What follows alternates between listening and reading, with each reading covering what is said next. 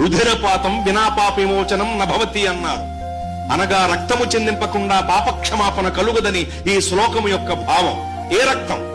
గురుల కూడల కొంగల కోళ్ల కుక్కల ఎడ్ల మేకల రక్తమా? కాదు. ఆ రక్తం వల్ల పాపం పోదు, పాపము నుండి మనకు విడుదల కలగదు ఆ రక్తం వల్ల. పోనీ మన రక్తమా? అబ్బే, ఒక వ్యక్తి రక్తం వేరొక వ్యక్తిని పరిశుద్ధ పరచలేదు. కారణం ఏమిటంటే గుడ్డివాడు గుడ్డివాడికి త్రోవ చూపెడితే ఇద్దరూ కలిసి గుంటలో పడతారని ప్రభువే చెప్పారు. మరి ఏ రక్తం? పవిత్రమైన, నిర్దోషమైన, నిష్కలంకమైన రక్తమై ఉండాలి. అటువంటి రక్తాన్ని మన కొరకు చిందించటానికి, మనల్ని పాపముల నుండి విడిపించటానికి జీవితకాలమంతే మరణ భయము చేత పట్టి పీడింపబడుతూ పాపపు దాస్యపు శృంఖలములలో చిక్కుకుపోయి నలిగి నశించి నరకాగ్నికి దిగజారిపోబోతున్న మానవ జాతిని విమోచించటానికి ఆత్మరూపి అయిన దేవుడు రక్తమాంసములలో పాలివాడాయను. ఆయన రక్తమాంసములలో పాలివాడగుటయే క్రిస్మస్ పండుగకు ఆధారం.